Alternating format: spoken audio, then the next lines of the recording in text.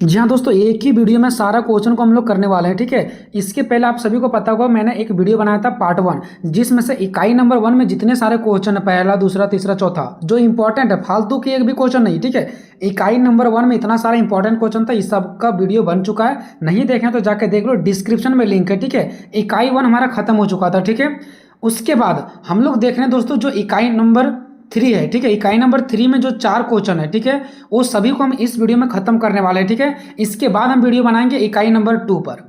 और जो जितना हम आपको इंपॉर्टेंट क्वेश्चन बता रहे हैं, बस उतना ही पढ़ना है। आप सभी को पता है कि हिस्ट्री में आपको टोटल 4 इकाई पढ़ना है। बीबीएम की university semester 1 minor paper history में केवल 4 इकाई पढ़ना है आपको। इकाई नंबर 1 में आपको ये सारा इंपॉर्टेंट क्वेश्चन पढ़ना है, इकाई 2 में आपको ये सारा इंपॉर्टेंट क्वेश्चन पढ़ना है, और इकाई 3 में आपको ये सारा इंपॉर्टेंट क्वेश्चन पढ़ना है। ठीक है, और इकाई 4 में ये आपको पढ़ना है। तो हम इसके पहले एक वीडियो बना दिए, महासंग्राम वीडियो, जिसमें इकाई नंबर 1 का चारों क्वेश्चन जो वीवीआई है सारा खत्म कर दिए हैं। और आज हम बताने जा रहे हैं इकाई नंबर 3, इसके बाद बताएंगे इकाई नंबर 2 और इकाई नंबर 4। ठीक है, तो देखते हैं इकाई नंबर 3 में कौन कौन सा क्वेश्चन है। चंद्रगुप्त द्वितीय की उपलब्धियों का वर्णन करें, हर्षवर्धन की विजयों का वर्णन करें। या तो क्वेश्चन अगर यही चेंज करके दे देता है, हर्षवर्धन के शासन प्रबंधन की विवेचना करें, तो आंसर दूसरा नहीं लिखना है, वही लिखना है जो आप हर्षवर्धन की विजयों वाला लिखेंगे। ठीक है, इसी प्रकार से क्वेश्चन नंबर तीसरा, गुप्त काल में कला, स्थापत्य कला, चित्रकला और साहित्य के विकास का वर्णन करें। चाहे क्वेश्चन ये दे दे, चाहे गुप्त काल की सांस्कृतिक उपलब्धियों का वर्णन करें, ये दे दे,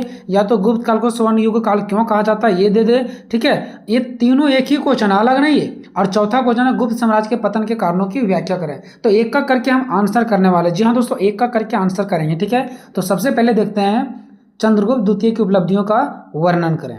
तो इस क्वेश्चन को बिल्कुल इतना आसान तरीका से ट्रिक के माध्यम से बताया जाएगा कि अगर एक बार आप ट्रिक देख लेंगे ना, तो इस क्वेश्चन को आप 100 पेज में आंसर लिख करके आ जाएंगे। और आपको कुछ भी याद नहीं करना, बस एक दो को थोड़ा सा डेट याद रखना, जैसे ये हो गया 375 और 415, इस प्रकार के डेट याद रखना, बाकी आपका यूं ही बन जाएगा, आपके माइंड में यूं ही सेट हो जाएगा। ठीक है, ये वो ट्रिक है दोस्तों जिसके माध्यम से पूरा का पूरा क्वेश्चन आपके हैंड में हो जाएगा। ठीक है, सबसे पहले आप सभी को पता है गुप्त वंश थे। ठीक है, गुप्त वंश में बहुत सारे राजा आए थे। श्रीगुप्त आए थे, चंद्रगुप्त प्रथम आए थे, समुद्रगुप्त आए थे और चंद्रगुप्त द्वितीय थे। पहले अलग अलग वंश हुआ करते थे, जैसे यादव वंश हो गया, गुप्त वंश हो गया, राजपूत वंश हो गया। और उस वंश में एक व्यक्ति वहाँ का राजा है, फिर उसका बेटा ही वहाँ का राजा बनेगा, फिर उसका बेटा ही वहाँ राजा बनेगा। ऐसे ही एक गुप्त वंश थे, और इसका पहला जो राजा था वो श्रीगुप्त थे, फिर इसका बेटा चंद्रगुप्त वन प्रथम, ठीक है, चंद्रगुप्त प्रथम बने, फिर उसका बेटा समुद्रगुप्त बने, फिर उसका बेटा चंद्रगुप्त द्वितीय यानी दूसरा, ठीक है, वो बने। मतलब सब ये एक दूसरे के बेटा है, इसका बेटा ये, फिर इसका बेटा ये, और फिर इसका बेटा ये। आपको यहाँ तक याद रखना है। ठीक है, उसके बाद याद रखना है कि यहाँ पे ज़्यादा श्रीगुप्त का बात नहीं चला है। उसके बाद चंद्रगुप्त प्रथम एक लिच्छवी वंश की कुमारी देवी से शादी किए थे। इसका बेटा जो समुद्रगुप्त था, उन्होंने कुषाण वंश के लड़के से शादी किए थे। और जो अभी हम पढ़ेंगे क्वेश्चन में चंद्रगुप्त द्वितीय, ठीक है, ये जो हैं राजा, ये नागवंश के लड़के से शादी किए थे। इतना आपको यहाँ पे फिलहाल याद रखना। उसके बाद देखिए, हमें पढ़ना चंद्रगुप्त द्वितीय के बारे में। इन्होंने शादी किए थे नागवंश की एक लड़की से, ठीक है। लेकिन ये जो चंद्रगुप्त द्वितीय है ना, इसका एक बेटी थी जिसका नाम है प्रभावती पुत्र। इसका जो पुत्री थी, उसका नाम क्या था, प्रभावती। और ये प्रभावती का जो विवाह है वो एक वाकाटक वंश के नरेश रुद्रसेन के साथ शादी करवा देते हैं। आखिर चंद्रगुप्त द्वितीय अपने बेटी का यानी कि अपनी पुत्री प्रभावती का शादी अपने ही वंश में क्यों नहीं करवाते हैं, गुप्त वंश में ही, ये दूसरा वंश में क्यों ले जाते हैं। यानी कि वाकाटक ना, जैसे गुप्त वंश है ना, वैसे ही एक वाकाटक भी वंश है। वहाँ का राजा कौन है, नरेश रुद्रसेन। तो इससे शादी क्यों करा दिया, ताकि वहाँ से चंद्रगुप्त द्वितीय को मदद मिल जाए। ठीक है, वहाँ से चंद्रगुप्त द्वितीय को क्या हो जाए, मदद मिल जाए, इसलिए वहाँ पर ये रिश्ता तय किए। ठीक है, ताकि फायदा हो। चलिए, अब ये पता चल गया कि श्रीगुप्त का बेटा कौन है, चंद्रगुप्त प्रथम, चंद्रगुप्त का बेटा समुद्रगुप्त, और समुद्रगुप्त का बेटा चंद्रगुप्त द्वितीय। इस प्रकार से हम बोल सकते हैं कि जो अभी के क्वेश्चन में हमको पढ़ना है चंद्रगुप्त द्वितीय, इसका पापा कौन है, तो इसका पापा है समुद्रगुप्त, ठीक है। और इसका दादाजी कौन है, तो चंद्रगुप्त प्रथम, यानी कि चंद्रगुप्त प्रथम के पोता का नाम है चंद्रगुप्त द्वितीय, ठीक है। और समुद्रगुप्त का बेटा का नाम है चंद्रगुप्त द्वितीय। ये बात आपको क्लियर हो गया यहाँ पे। चलिए,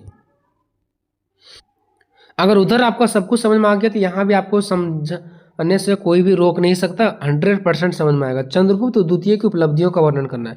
किसके बारे में बताना है? चंद्रगुप्त द्वितीय के बारे में। तो थोड़ा सा इसका परिचय पढ़ लेते हैं।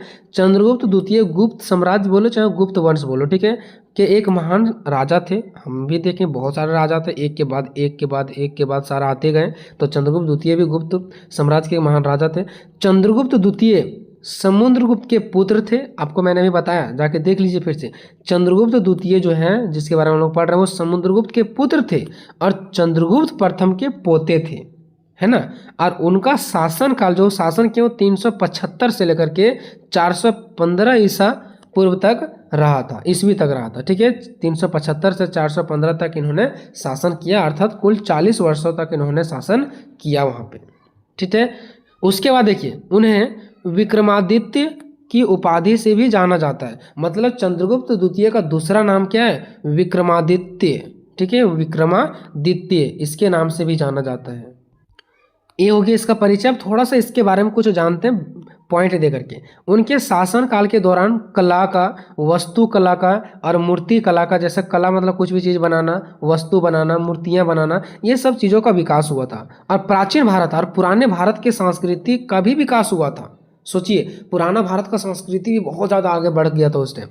उनके शासनकाल में गुप्त साम्राज्य का विस्तार हुआ। गुप्त साम्राज्य मतलब गुप्त वंश का विस्तार हुआ, बहुत बड़ा लेवल पर इसको विस्तार किया गया। उन्होंने कला का, संस्कृति का, धर्म का, गणित और खगोल विज्ञान को बढ़ावा दिया। इन्होंने कला को बढ़ावा दिया, संस्कृत को बढ़ावा दिया, धर्म, गणित और खगोल और विज्ञान को बढ़ावा दिया। चंद्रगुप्त द्वितीय ने चांदी के सिक्के भी जारी करने का काम किया। सोचिए चांदी का सिक्का। नेक्स्ट है चंद्रगुप्त द्वितीय के शासनकाल में भारत में विकास हुआ, उसको स्वर्ण युग भी कहा गया। यानी चंद्रगुप्त द्वितीय जिस टाइम वो शासन राजपाट चला रहे थे उस टाइम जो भारत में विकास हुआ ना, बहुत तेजी से विकास हुआ, इसलिए उसको स्वर्ण युग कहा जाता है, सोना का युग कहा जाता है। कि जिस टाइम चंद्रगुप्त द्वितीय थे उस टाइम हमारा भारत में सोना का युग था, ऐसा बोला जाता है, ठीक है। अब देखते हैं चंद्रगुप्त द्वितीय का उपलब्धियाँ।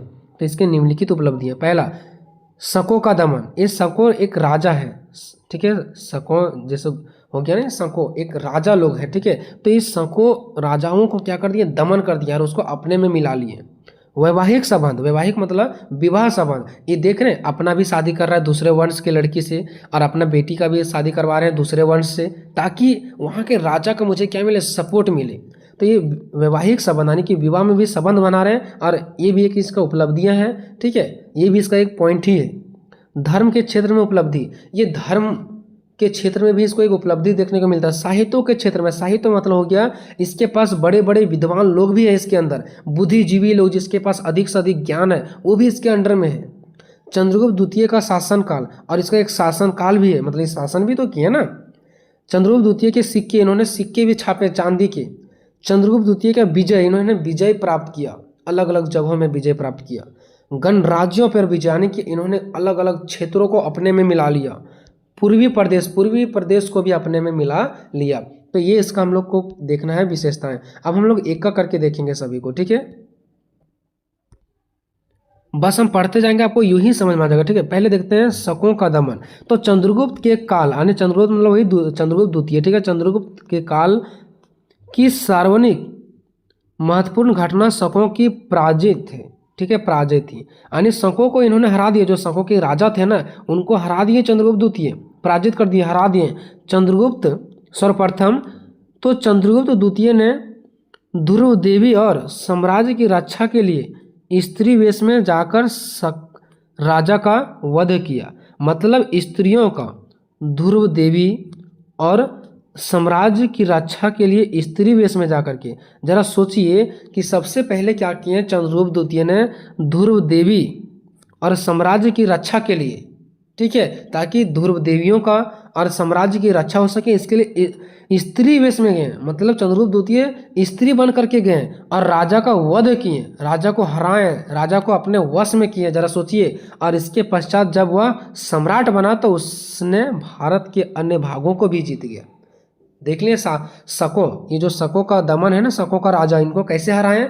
तो स्त्री के वेश में जाकर के उसको वश किए, वध किए, अपने बस में किए, ठीक है। शकों के आक्रमण का भय समाप्त होने से अब देखिए उसको, जो शकों के राजा थे उसको तो चंद्रगुप्त द्वितीय अपने हैंड में कर लिए, अपने अंदर कर लिए। अब जो एक भय बना हुआ था कि शकों के जो राजा लोग हैं वो हमारे ऊपर हमला कर सकते हैं, क्योंकि ये लोग मजबूत लोग थे, वो शक अब डर जो भय था वो खत्म हो गया। तो शकों के आक्रमण का भय समाप्त होने से चंद्रगुप्त द्वितीय की शक्ति, प्रतिष्ठा और प्रतिभा, सेनापतित्व में जन विश्वास बढ़ा, यानी लोगों का विश्वास बढ़ा कि अब हमारे ऊपर जो शकों का आक्रमण होने वाला था उससे हम लोग बच गए। तो ये सारा खेल किसका था? चंद्रगुप्त द्वितीय का था। ठीक है, तो चंद्रगुप्त द्वितीय का शक्ति का लोग उजागर करने लगे, उसका प्रतिष्ठा करने लगे, प्रतिभा को बताने लगे, सेनापतित्व में जन विश्वास बढ़ा सभी लोगों का। किसके प्रति? चंद्रगुप्त द्वितीय के प्रति। यह लोकप्रियता विभिन्न राज्यों में इतनी अधिक थी कि अन्य राजाओं को विद्रोह करने से जनता की शक्ति का भय लगने लगा तथा वे शांत हो गए। मतलब देखिए, ये शको राजा को हरा दिए, इसके बाद लोगों इनका अंदर मतलब लोगों को इसके प्रति बहुत ज़्यादा विश्वास हो गया, लोकप्रियता हो गए। ठीक है, और सारे लोगों ने इसके क्या हो गए? प्रिय हो गए। उसके बाद जो अन्य राजा भी यहाँ पे हमला करने वाले थे ना, वो भी अब हमला करने से डरने लगे। क्यों? क्योंकि उन लोगों को लगने लगा कि यहाँ के जो लोग हैं ना वो चंद्रगुप्त द्वितीय को मतलब बहुत ज़्यादा प्यार कर रहे हैं, उसके बातों पर चल रहे हैं। तो अगर हम वहाँ पे हमला करेंगे तो हो सकता है सभी लोग मिल करके हमारे ऊपर हमला कर दें। इसलिए अब कोई दूसरे राजा भी यहाँ पे आने से क्या होने लगे? डरने लगे। ये चंद्रगुप्त द्वितीय यहाँ के लोगों के बीच इतना प्यार बढ़ गया था ना कि इसका बात दूसरे राज्यों में चल रहा था, और फिर दूसरे राज्यों के जो राजा लोग थे वो यहाँ पे हमला करने के लिए फिर दोबारा नहीं आए। अब दूसरा देखते हैं वैवाहिक संबंध, यानी कि ये विवाह किस प्रकार से राजनीति को खेलते थे, अपना विवाह कहाँ करते थे, अपने पुत्री का विवाह कहाँ करवा देते थे, और इस प्रकार से भी वहाँ के राजाओं का ये दिल जीतते थे। ठीक है, यानी वहाँ से संबंध बनाते थे। देखिए, वैवाहिक संबंध, गुप्त वंश के विकास में वैवाहिक शब्दों का महत्वपूर्ण हाथ रहा। मतलब वैवाहिक संबंध यानी कि विवाह का संबंध सबसे ज़्यादा महत्वपूर्ण हाथ रहा। क्यों? देखिए, चंद्रगुप्त प्रथम, जैसे कि आपको पता है, चंद्रगुप्त प्रथम जो लिच्छवी के राजकन्या कुमारी देवी, आपको मैंने पहले ही बताया था। ठीक है, राज्य कन्या कुमारी देवी से विवाह किए थे, है ना, और ये सार्वभौम पद प्राप्त किया। मतलब इन्होंने क्या किया? लिच्छवी के राजकन्या कुमारी देवी से इन्होंने शादी किया था। ये कौन है? चंद्रगुप्त प्रथम किए थे। सोचिए, चंद्रगुप्त प्रथम से ही ये विवाह करने का प्रथा यहाँ चल रहा है कि हर कोई अपने वंश में नहीं बल्कि दूसरे वंश में शादी करवा रहे हैं ताकि वहाँ का सपोर्ट मिल सके। उसके बाद देखिए, उसके बाद चंद्रगुप्त प्रथम के बाद आता है समुद्रगुप्त। समुद्रगुप्त ने भी शक कुषाणों से कन्याओं का उपहार पाया। मतलब समझिए, ये भी कुषाणों से ही, यानी जो कुषाण वंश थे ना वहाँ के कन्याएं से क्या किया? ये शादी किए, वहाँ के रानियों से शादी किया, और वहाँ से भी इन्होंने उपहार पाया, वहाँ से भी सपोर्ट पाया। अब देखिए, बात आता है चंद्रगुप्त द्वितीय का। इन्होंने सर्वप्रथम वैवाहिक संबंधों द्वारा अपनी आंतरिक स्थिति दृढ़ किया। ठीक है, सुदृढ़ किया। मतलब इन्होंने शादी किया और इससे भी वो अपने अंदर की जो शक्ति है ना उसको सुदृढ़ किया, मजबूत किया। क्यों? देखिए, इन्होंने जो शादी किया वो नागवंश में किया। नागवंश में वैवाहिक संबंध स्थापित कर चंद्रगुप्त द्वितीय ने उसका समर्थन प्राप्त कर लिया। मतलब जरा सोचिए, इन्होंने अपने वंश में शादी नहीं किया, ये नागवंश में शादी किया, और नागवंश में शादी किया और वहाँ से ये रानियों को लाए। ठीक है, और वहाँ से शादी करके इन्होंने वहाँ का समर्थन भी प्राप्त किया। वहाँ से इन्होंने शादी किया, वहाँ के राजा के बेटी के से शादी किया है, तो वहाँ का इसको सपोर्ट तो मिलेगा ही मिलेगा, है ना, जो गुप्त साम्राज्य के दृढ़ीकरण में बड़ा ही उपयोगी सिद्ध हुआ। ठीक है, जो गुप्त साम्राज्य यानी गुप्त वंश में के दृढ़ीकरण यानी मजबूती में बहुत ही बड़ा और उपयोगी सिद्ध हुआ। आगे देखिए, चंद्रगुप्त ने यानी चंद्रगुप्त द्वितीय ने अपनी पुत्री प्रभावती, अब यहाँ पे देखिए, ये अपने पुत्री का भी विवाह दूसरे वंश में करते हैं ना। अपने पुत्री प्रभावती गुप्त का विवाह वकाटक, देखिए कहाँ पे करते हैं? वकाटक वंश में करते हैं। किसके पास? तो नरेश रुद्रसेन द्वितीय के साथ करवा देते हैं। वो भी एक राजा है, कहाँ का? वकाटक का। अब वहाँ पे शादी करवा दिया। अब वकाटकों तथा गुप्तों के सम्मिलित शक्ति ने शकों का उन्मूलन कर डाला। अब देखिए यहाँ पे, अब वकाटकों का जो राजा है वो है कौन? इसका दामाद है, और गुप्त राज्य यानी गुप्त वंश का शासक खुद ये हैं। अब ये दोनों सम्मिलित शक्ति हो गई, दोनों मिल गए। अब इससे जो शकों का राजा था ना, जिसका बात मैंने पहले ही किया था, इस शकों का जो राजा से डर बना हुआ था कि वो लोग हमारे ऊपर हमला कर देंगे, अब ये शकों का राजा का डर खत्म हो गया। ठीक है, ये बात मैंने पहले भी बताया था। गुप्तों की महत्वपूर्ण उपलब्धि मानी जाती है, यानी कि गुप्त वंश की महत्वपूर्ण उपलब्धि माना जाता है, क्योंकि अपना शादी दूसरे वंश में कर रहे हैं, अपना बेटी का शादी भी दूसरे वंश में करवा दे रहे हैं। तो ये कहीं ना कहीं गुप्त वंश का एक बहुत ही बड़ा उपलब्धि है, जो कौन करके दिखाए, चंद्रगुप्त द्वितीय ने करके दिखाए। उसके बाद धर्म के क्षेत्र में उपलब्धि, इन्होंने धर्म के क्षेत्र में भी उपलब्धि पाए। ठीक है, तो देखिए चंद्रगुप्त द्वितीय, यहाँ पे द्वितीय नहीं लिखे लेकिन चंद्रगुप्त द्वितीय का बात चल रहा है। ठीक है, चंद्रगुप्त द्वितीय ने एक धर्मनिष्ठ वैष्णव था, एक धर्मनिष्ठ वैष्णव था, ये धर्म से भी जुड़े हुए थे, जिसने परम भागवत की उपाधि धारण की। इन्होंने परम भागवत की उपाधि धारण की है ना, प्रेम भागवत की बोलो या परम भागवत की बोलो, इन्होंने उपाधि धारण की, परंतु वह अन्य धर्मानुयायियों के प्रति भी सहिष्णु थे। मतलब सोचिए, ये जो धर्म अपनाते थे वो परम भागवत, ठीक है, परम भागवत को उपाधि धारण किया, यानी परम भागवत को इन्होंने माना, लेकिन जो दूसरे धर्म को मानने वाले थे, परंतु वह अन्य धर्मानुयायियों का मतलब हो गया जो दूसरे धर्म को मानने वाले लोग थे, उसके प्रति भी ये सहिष्णु था, मतलब उसके प्रति भी ये खिलाफ नहीं था, उसका भी सपोर्ट करते थे, उसका भी मदद करते थे। उसने बिना किसी भेदभाव के अन्य धर्मावलंबियों, है ना, यानी कि जो दूसरे धर्म को मानते थे, को प्रशासन के उच्च पदों पर नियुक्त किया। मतलब उन लोगों को भी प्रशासन में उच्च पदों पर स्थापित किया। ये नहीं कि मतलब कि वो अगर कि दूसरे धर्म के लोग हैं तो उसको उच्च पद पर नहीं जाने देंगे, उच्च पद पर नौकरियां नहीं देंगे, ऐसा नहीं है। जो अन्य धर्मावलंबियों थे ना, उसको भी उच्च पद पर इन्होंने नौकरियां दी, प्रशासन करने दिए, पद दिए। ठीक है, ठीक है दोस्तों, इसलिए चंद्रगुप्त द्वितीय जो है वो एक धर्मनिष्ठ वैष्णव थे। ठीक है, जिसने परम भागवत की उपाधि धारण की, परंतु वह अन्य धर्मानुयायियों के प्रति भी सहिष्णु था, है ना, उसको भी मानते थे। भले ये दूसरे को अपनाए थे, लेकिन जो दूसरे लोग दूसरे धर्म को अपनाए थे उसको भी अपने सपोर्ट में लिए। उसने बिना किसी भेदभाव के अन्य धर्मावलंबियों को प्रशासन के उच्च पदों पर भी नियुक्त किया। जो अन्य प्रकार के धर्म के मानने वाले लोग थे, जिसको धर्मावलंबियों बोला गया। ठीक है, तो ये आप बोल सकते हैं अन्य धर्म वाले। ठीक है, तथा दूसरे धर्मों को दान भी दिया, दूसरे धर्म वालों को दान भी दिया। जरा सोचिए।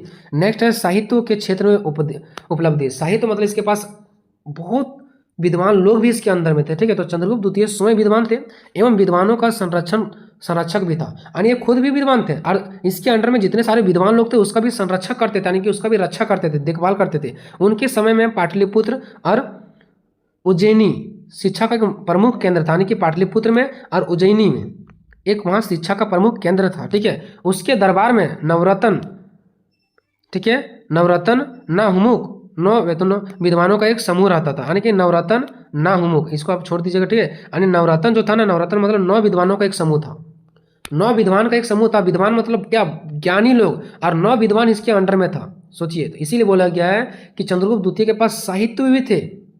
साहित्य मतलब कि बड़े बड़े विद्वान जो लोग थे इसके अंडर में। ठीक है, नेक्स्ट देखिए चंद्रगुप्त द्वितीय का शासनकाल। अब इसका शासनकाल देखिए, तो चंद्रगुप्त द्वितीय न केवल एक महान विजेता ही थे, बल्कि वह एक योग्य और कुशल शासक भी थे। ऐसा नहीं कि सिर्फ वो महान ही एक राजा थे, बल्कि वो योग्य थे, यानी कि उस काम लायक थे ही। ये नहीं कि काम लायक नहीं थे, जो काम करते थे उसके लायक भी थे, कुशल शासक थे, है ना। गुप्त प्रशासन को उसी ने व्यवस्थित किया। उसका 40 वर्षों का दीर्घकालीन शासन शांति से, सुव्यवस्था तरीका से और समृद्धि का काल रहा। मतलब ये 40 वर्ष तक शासन किया, शांति तरीका से, सुव्यवस्थित, अच्छे ढंग से, और समृद्धि यानी कि इसका विकास भी हुआ। ठीक है, सिक्के का ढलाई हुआ, उस टाइम गणितों का, विज्ञानों का आदि तरीका से बढ़ावा दिया। उससे अनेक योग्य तथा अनुभवी मंत्रियों के भी सेवाएं प्राप्त थी, यानी कि अलग अलग राजवंश के राजा के लोग भी इनको सपोर्ट करने के लिए तैयार थे।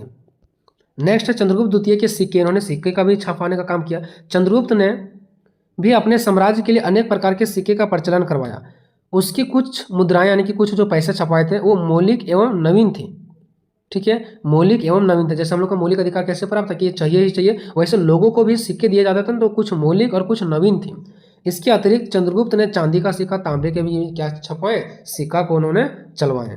चंद्रगुप्त द्वितीय का विजय। अब देखते हैं इसका विजय। तो देखिए, वैवाहिक संबंधों द्वारा अपनी स्थिति सुदृढ़ कर लेने के पश्चात चंद्रगुप्त ने अपना विजय अभियान प्रारंभ किया। वैवाहिक संबंध, यानी कि विवाह का संबंध ये कैसे रचते थे, अपना विवाह दूसरे वंश से, अपना पुत्री का विवाह दूसरे वंश से करवा करके ऐसे ही वो अपना विजय प्राप्त करते थे। सुदृढ़ नेता यानी सुदृढ़ राजा कहलाते थे।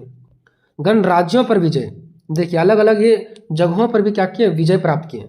कुछ गणराज्य स्वतंत्रता तो चाहते थे, यानी कुछ ऐसे गणराज्य थे, कुछ ऐसे जगह के लोग थे जहाँ पे दूसरे राजा आकर के दबोचे हुए थे और वो लोग आज़ादी पाना चाहते थे। तो वहाँ पे जाकर के ये चंद्रगुप्त द्वितीय सपोर्ट करते हैं और उसको भी अपने में मिला लेते हैं। तो कुछ ऐसे गणराज्य थे जो वहाँ के लोग स्वतंत्रता को चाहते थे, स्वतंत्रता पाना चाहते थे, लेकिन किसी विदेशी आक्रमण का सामना करने से असमर्थ थे। लेकिन उसके ऊपर विदेशी आक्रमण के बाहर के आकर के राजा लोग उसको अपने अंदर में दबोच रखे थे। अब वो लोग वहाँ का आज़ाद नहीं हो पा रहे थे। ऐसे बहुत सारे जगह थे, ठीक है। तो चंद्रगुप्त द्वितीय ने अपने साम्राज्य की सीमाओं को मजबूत बनाने के लिए इन्हें अपने साम्राज्य में मिला लिया, ठीक है। और शेष पूर्ववत मित्र स्थिति में बने रहे और शेष वैसे ही मित्रता के रूप में बने रहे। ये कि नहीं उसको अपने में मिला लिए तो उसके अंदर भी मतलब अपना शासन पाठ चलाएंगे, नहीं, बिल्कुल मित्र के जैसा मिला लिए। किसको मिला लिए? एक ऐसा जगह, ऐसा गणराज्य जहाँ पे कोई दूसरे राजा शासन पाठ चलाते थे और वहाँ के लोग आज़ाद नहीं हो पा रहे थे, उसको अपने में मिला लिए कि तुम लोग हम लोग में मिल जाओ, हम तुम्हारे ऊपर मित्रता की भाव से ही देखेंगे, बल्कि तुम्हारे अंदर कब्जा नहीं करेंगे। ऐसे ऐसे भी इन्होंने दिमाग लगाया। फिर पूर्वी प्रदेश, चंद्रगुप्त ने इसके प्रदेशों पर अधिकार करने में सफलता प्राप्त किया। कौन सा प्रदेश में सफलता प्राप्त किया? तो पूर्वी प्रदेश में भी इन्होंने अपना अधिकार प्राप्त किया और उसमें अपना सफलता प्राप्त किया। निष्कर्ष देखिए, इस प्रकार प्राचीन भारत में यानी पुराने भारत में चंद्रगुप्त द्वितीय को एक महान शासक माना जाता है। जिस साम्राज्य को उसके पिता चंद्रगुप्त ने निर्माण किया था, चंद्रगुप्त प्रथम से ये होते हुए आ रहा, पता है ना, इसका पिता समुद्रगुप्त है ना, क्योंकि चंद्रगुप्त द्वितीय का जो पिता थे वो कौन थे? समुद्रगुप्त थे। तो समुद्रगुप्त ने निर्माण किया था। वह चंद्रगुप्त द्वितीय के समय में पूर्णतः संगठित, सुव्यवस्थित एवं प्रशासित होकर उन्नति की चोट पर पहुंचा, ठीक है, यानी कि पहुंचा दी, ठीक है। मतलब समुद्रगुप्त ही उस टाइम इसको उच्च चोटियों पर पहुंचा दिए थे। उसके बाद इसका राजपाट कौन संभाल लिए? चंद्रगुप्त द्वितीय संभाल लिए, ठीक है। और उसी टाइम, जिस टाइम इसके पिता जिंदे थे समुद्रगुप्त, उसी टाइम ये जो गुप्त साम्राज्य, गुप्त वंश है ना, ये ऊंचे चोटी पर जा पहुंच चुका था। लेकिन इसका बेटा जो चंद्रगुप्त द्वितीय था, इन्होंने भी अच्छे से संभाल लिया। अगर ये नहीं संभाले होते तो शायद ये गुप्त साम्राज्य इतना आगे नहीं बढ़े हुए होते। नेक्स्ट, प्राचीन भारत में स्वर्ण युग का दावेदार बन गया है ना, यानी कि प्राचीन भारत जो स्वर्ण युग का काल बन गया। क्यों? क्योंकि यहाँ पे बहुत ज़्यादा विकास हुआ। चंद्रगुप्त निश्चितः न केवल गुप्त वंश की आपूर्ति संपूर्ण भारतीय इतिहास के महानतम शासकों में से एक है। ऐसा नहीं कि चंद्रगुप्त द्वितीय सिर्फ केवल गुप्त वंश को ही आगे बढ़ाने का काम किया, बल्कि वो एक ऐसा राजा थे जो दूसरे शासकों से भी बहुत महत्वपूर्ण थे, बहुत ही ताकतवर और योग्य थे, और दूसरे राजाओं में से भी ये इतिहास में नंबर 1 पे आते थे, ठीक है दोस्तों। तो इस प्रकार से खत्म हो गया दोस्तों। आपको समझाने के लिए थोड़ा सा हमको इधर उधर जाना पड़ता है, तो इसको आपको माइंड नहीं करना है दोस्तों। क्वेश्चन नंबर 2, हर्षवर्धन की विजयों की विवेचना करें या तो फिर हर्षवर्धन के शासन प्रबंधन की विवेचना करें। दोनों एक ही क्वेश्चन है। बहुत ही आसान लैंग्वेज में बताएंगे। अगर आप एग्जाम देने के लिए जा रहे हैं तो आप मेरे वीडियो को बस सुन लें, देखने की भी ज़रूरत नहीं, बस आप लोगों को सुन लो, लिखने की भी ज़रूरत नहीं है, ठीक है। नहीं याद होगा तो मैं आप लोगों को फुल गारंटी लेता हूँ। बस आप लोगों को यहाँ पर 4 नाम याद रखना है। जैसे 4 लोगों का नाम कैसे याद रखते हैं, वैसा 4 नाम याद रखना, बाकी आपका सब कुछ बन जाएगा, ठीक है। आपको टेंशन लेने की ज़रूरत नहीं है। तो देखते हैं क्वेश्चन नंबर जो है हमारा, हर्षवर्धन की विजयों का वर्णन करें। तो सबसे पहले मैं बता देना चाहता हूँ कि हर्षवर्धन क्या है और इसका विजय क्या है। तो देखिए, आप सभी को जब पहला क्वेश्चन देखे होंगे तो आप लोगों को पता होगा गुप्त वंश। मैंने मोदी वगैरह का बहुत सारे एग्जांपल देकर बताया था। जैसे मान लीजिए कि भाई मोदी हमारा सरकार बना हुआ है, तो हम और मान लो कि 5 को और सरकार आएंगे तो मोदी होगा। तो देखिए, कहने मतलब ये हो कि अभी मोदी है तो ये मोदी वंश हो गया। अगर अभी हमारा शासक जो है, शासन चलाने वाला हमारा कौन है? मोदी है, तो मोदी वंश हो गया। हो सकता है कल सिंह वाले लोग आ जाएंगे तो बोलेंगे सिंह वंश हो गया। हो सकता है कल यादव जाति का आ जाएंगे तो बोलेंगे यादव वंश का हो गया। मतलब इस प्रकार से जो होते हैं ना, तो एक वंश अलग होता है, ठीक है। तो हर्षवर्धन जो थे ना, वो हर्ष वंश के थे। इसके पहले एक गुप्त नाम का व्यक्ति को आप लोगों को पता होगा, तो वो कौन सा वंश के थे? गुप्त वंश का।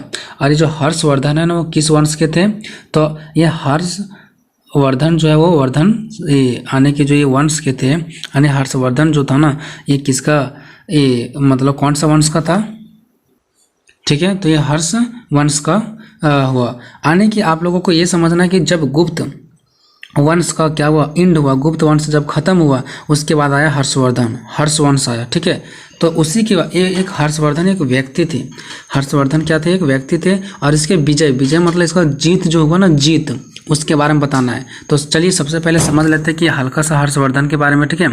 जब गुप्त वंश का पतन हुआ मतलब खत्म हुआ, तब हर्षवर्धन वंश का उदय होता है। देख लो कि जब गुप्त वंश का पतन हो गया, ये खत्म हो गया, उस टाइम हर्षवर्धन वंश का उदय होता है। उसमें एक शासक प्रभाकर वर्धन था। देखिए एक शासक का नाम है प्रभाकर वर्धन। अगर ये आपको नहीं समझ में आ रहा तो यहाँ वाला डायग्राम से समझ में आ जाएगा, ठीक है।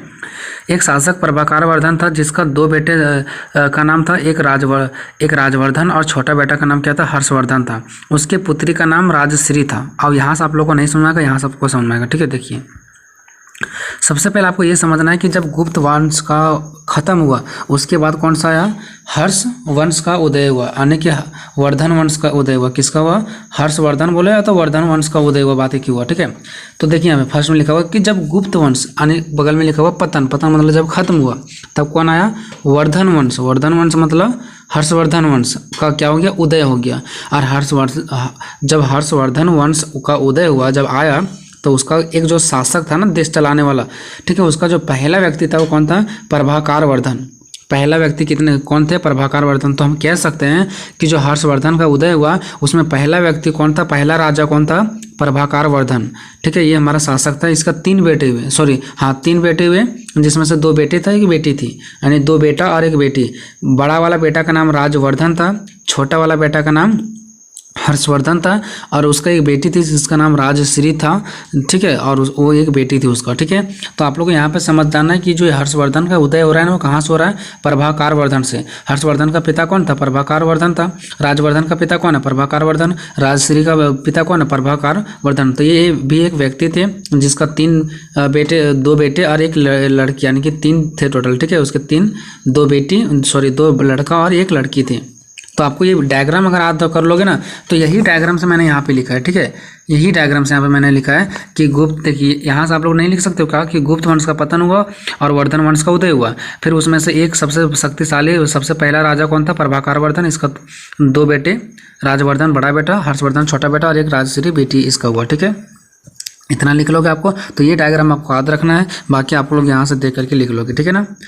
चलिए, और अगर पूरा नाम याद नहीं भी रहता तो डायरेक्टली आप लोग लिखो मैन राजा का नाम। मैन राजा का नाम कौन है, प्रभाकर वर्धन, और उसका लिख देना छोटा बेटा का नाम हर्षवर्धन था। यही दोनों का जिक्र यहाँ पे चलेगा, बाकी किसी का नहीं चलेगा, ठीक है। प्रभाकर वर्धन एक मैन था, मैन शासक था, उसका बेटा कौन था, हर्षवर्धन था, जो छोटा लड़का था, ठीक है ना। अब उसके बाद यहाँ पे देखिए सबसे पहला शासक इसके पिता थे। सबसे पहला शासक कौन था, इसके पिता थे, कौन, यानी कि प्रभाकर वर्धन। लेकिन इसके मृत्यु के बाद वहाँ का शासक राज्यवर्धन यानी बड़ा बेटा बन गया। देखिए बड़ा बेटा का नाम क्या था, तो राजवर्धन था। अब देखिए जब प्रभाकर वर्धन का मृत्यु होगा तो छोटा बेटा तो बनेगा नहीं, बड़ा ही बेटा बनेगा ना। तो वहाँ का जो शासक हो गया वो राजवर्धन, यानी बड़ा बेटा का नाम क्या था, राजवर्धन, यानी कि बड़ा बेटा बन गया। किंतु इसे भी आगे चल करके मार दिया गया। उसके बाद कौन बनेगा, उसका बहुत ही कम उम्र में था उसका छोटा बेटा, तो उसने ही, हर्षवर्धन ने ही शासन व्यवस्था को संभालने का काम किया। मजबूरी था उसका चलाने का। जब पापा डेट कर गए, उसका बड़ा भाई डेट कर गया, तो उसका बहन को तो नहीं दिया जाएगा ना। तो वही छोटा बेटा ही हर्षवर्धन ने ही शासन व्यवस्था को चलाना शुरू कर दिया। अब इसका रंग देखोगे आगे तब ना। अब देखिए हर्षवर्धन के विजय का कारण, विजय मतलब इसका जीत का क्या कारण, कैसे जीता, तो उसके बारे में जानेंगे, ठीक है। तो देखिए सबसे पहले यहाँ पे हर्षवर्धन जब शासन बना, बहुत ही कम उम्र में बना था, तो सबसे पहले अपने भाई का बदला लेने का निर्णय लिया, क्योंकि इसके भाई को मार दिया गया था, और अपने बहन जिसे बंदी बनाया गया था, ठीक है, इसका बहन को बंद कर दिया गया था, ठीक है। अब कैसे बंद कर दिया गया था वो भी मैं थोड़ा सा कहानी बता देता हूँ, जो कि आपको आगे हेल्प करेगा, ठीक है। देखिए इसके बहन को बंदी इसलिए कर दिया गया था क्योंकि इसका बहन का जहाँ पे शादी हुआ था ना, वहाँ का भी राजा था, वो भी कहीं अपना देश चला रहा था।